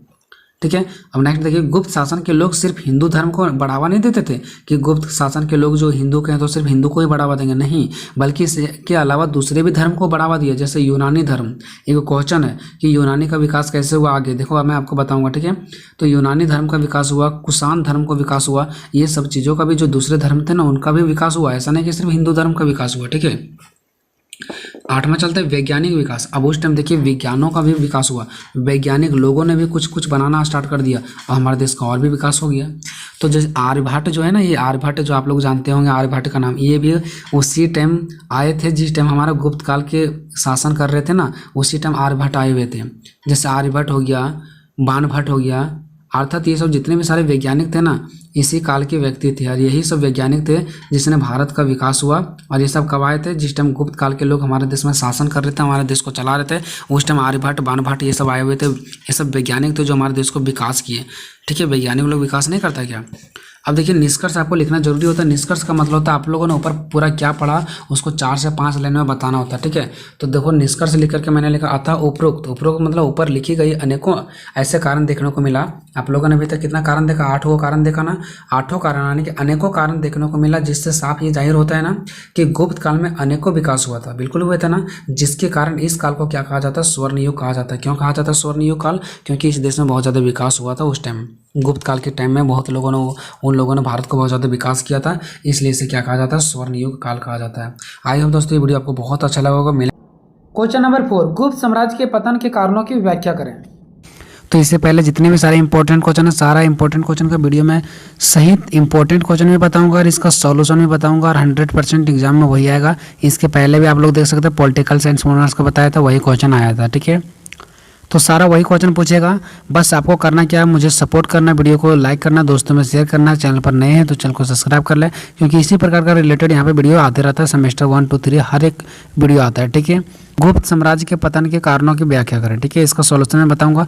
किसी प्रकार का कोई दिक्कत है तो डिस्क्रिप्शन में लिंक दिया गया व्हाट्सएप का लिंक, उस पर क्लिक करके व्हाट्सएप पर आप लोग जुड़ सकते हैं। ठीक है, वहाँ से आप लोगों को सारा PDF वगैरह भेज दिया जाता है। ठीक है, चलिए गुप्त साम्राज्य के पतन के कारणों की व्याख्या करें। देखिए एक गुप्त साम्राज्य है कौन? तो गुप्त साम्राज्य पहले के जो आता था, पहले के समय में गुप्त साम्राज्य, चंद्रगुप्त मौर्य, ऐसा ये सब चीज़ें। तो जो गुप्त साम्राज्य था ना उसका पतन बताना। पतन के कारण क्या था? पतन मीन्स होता है नष्ट होना। तो गुप्त लोगों का जो साम्राज्य था, जो लोग साम्राज्य को चला रहे थे, उनका नष्ट होने का कारण बताना कि क्यों नष्ट हो गया। आखिर कुछ तो गलती रहा होगा उन लोगों का, तभी तो नष्ट हो गया। आखिर कोई भी चीज़ नष्ट होता है तो कोई तो गलती रहता है, तभी तो नष्ट होता है ना। तो उनका कारण बताना है। तो चलिए इसका मैंने आंसर इस प्रकार से लिखा है कि गुप्त साम्राज्य के पतन के कारण इस प्रकार है। ठीक है, पहला अयोग्य उत्तराधिकारी। अगर आप लोग इस पॉइंट को नहीं लिख पाते हैं तो डायरेक्ट यहाँ से आप लोग लिख दें। आप लोग पॉइंट नंबर 1 लिखें, और अयोग्य उत्तराधिकारी जो लिखा हुआ है यहाँ पे, अगर इस पॉइंट को आप लोग नहीं लिख पा रहे हैं तो अयोग्य उत्तराधिकारी को आप लोग हटा दें और डायरेक्ट यहाँ से लिखें कि स्कंदगुप्त की मृत्यु, ये हमारा स्कंदगुप्त है, ठीक है, रकंदगुप्त ना पढ़े, स्कंदगुप्त है। तो क्या पढ़ना है आपको कि स्कंदगुप्त की मृत्यु के बाद जितने भी, इससे पहले मैं आप सभी को इतना समझा देना चाहूँगा, अयोग्य उत्तराधिकारी का मीन्स क्या होता है कि जो वहाँ के उत्तराधिकारी थे, गुप्त वाले जितने भी सारे गुप्त साम्राज्य के लोग थे, वो लोग अयोग्य थे, मतलब कोई भी योग्य के लायक नहीं थे, अच्छा नहीं थे, ठीक है। तो स्कंदगुप्त की मृत्यु के बाद जितने भी लोग आए, कोई भी उसमें इतनी क्षमता व शक्ति था नहीं था, योग्यता नहीं था कि वह अपने पूर्वजों से चले आ रहे सिस्टम को संभाल सके, ऐसा काबिलियत किसी में भी नहीं थी। देखिए, नष्ट होने का पहला रीजन ये था कि जैसे ही स्कंदगुप्त की मृत्यु हुआ, उसके बाद जितने भी सारे उत्तराधिकारी लोग आए, जितने भी सम्राट के लोग आए, उनमें किसी में भी इतना क्षमता शक्ति नहीं था कि वह अपने पूर्वजों से चले आ रहे सिस्टम को संभाल सके। इसी के वजह से वो लोग नहीं संभाल पाए, जिसकी वजह से क्या हो गया, जो हमारा ये गुप्त साम्राज्य था उसका नष्ट हो गया। दूसरा रीजन देखते हैं, उत्तराधिकारी का युद्ध, वे लोग अपने आपस में ही क्या कर जाते थे, लड़ाई लड़ जाते थे, जिसके कारण से नष्ट हो गया। गुप्त काल में आने की, गुप्त के समय में वहाँ के सम्राट बनने के लिए इन्हीं लोगों के बीच कई बार लड़ाई भी हो रही थी। उनका कहना था कि हम सम्राट बनेंगे, इनका कहना था ये हम सम्राट बनेंगे। तो इन्हीं लोगों के बीच लड़ाई चलते रहता था, जिसकी वजह से लोग अंदर से कमज़ोर होते गए और हमारा जो गुप्त सम्राट है वह उसका नष्ट हो गया, ठीक है। नेक्स्ट चलते हैं, तीसरा, आंतरिक विरोध, आपस में ही लोग विरोध करने लगे। गुप्त काल में सम्राटों के बीच अंदर से लड़ाई का विद्रोह उत्पन्न हो गया, जो कहीं ना कहीं कमजोर बनाया और पतन होने का कारण बन गया। ये पॉइंट मैंने ऊपर भी देखा था, ठीक है। तो गुप्त काल का एक नष्ट होने का एक और बड़ा रीजन क्या था कि वो लोग बीच बीच में, यानी कि अंदर से ही बीच में क्या हो गया, लड़ाई लड़ने लगे। उसके बाद जो ज़्यादा लड़ाई झगड़ा होने लगा, इससे सभी लोग अंदर से टूट गए, कमज़ोर पड़ गए हैं, और ये हमारा पतन होने का सबसे बड़ा रीजन है। चलते हैं फोर्थ पॉइंट की ओर, साम्राज्य की विशालता, ठीक है। इस साम्राज्य की विशालता क्या है कि वहाँ का साम्राज्य बहुत बड़ा विशाल था, बहुत बड़ा था, जिसकी वजह से चलाने में लोगों को दिक्कत होता था, ठीक है। तो इसका रीजन है कि गुप्त साम्राज्य के पतन का एक और बड़ा कारण है कि साम्राज्य का विशालता होना, क्योंकि इतने बड़े साम्राज्य को पहले तो किसी न किसी कारण चलाते आ रहे थे, लेकिन अब इन सम्राटों में दम घुटने लगे। पहले के सम्राट इनको चलाते हुए आ रहे थे, इतना बड़ा सम्राट को, लेकिन अब के जो सम्राट थे, जो नए लोग सम्राट थे, उनको चलाने की बस की बात नहीं था। इतना बड़ा साम्राज्य, विशाल मीन्स क्या, इतना बड़ा है ना, इतना बड़ा उन लोगों को चलाने की कैपेसिटी नहीं था, जिसकी वजह से क्या हो गया, गुप्त साम्राज्य नष्ट हो गया। पांचवा, विदेश आक्रमण, यानी कि विदेशों से इन लोगों को लड़ाई होने लगा। विदेश मीन्स क्या, हमारे देश से जितने भी सारे देश बाहर का देश है वो सब विदेश देश कहलाएंगे, ठीक है। तो बाहर देशों से इन लोगों के बीच लड़ाई होने लगा।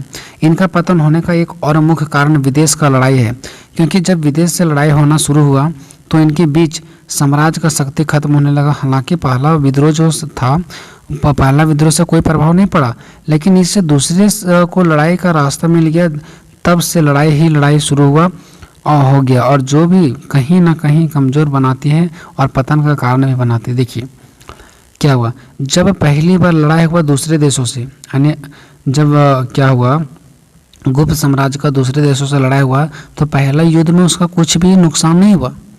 लेकिन जब पहला लड़ाई हुआ तो दूसरे देश, तीसरे देश, चौथे देश को भी लगा कि अरे अब लड़ाई तो छिड़ना शुरू हो गया, तो दूसरे, तीसरे, चौथे, पांचवें जितने भी देश थे सब इनके साथ लड़ाई लड़ना शुरू कर दिया। और पहला लड़ाई जो था उस पर ज़्यादा प्रभाव नहीं पड़ा, लेकिन जो उसके बाद दूसरा, तीसरा, चौथा लड़ाई लड़ा, उसमें इन लोगों को ज़्यादा नुकसान का सामना करना पड़ा, ठीक है। तो पहला लड़ाई तो बस उन लोगों को बताया कि हाँ अब लड़ाई शुरू हो गया है।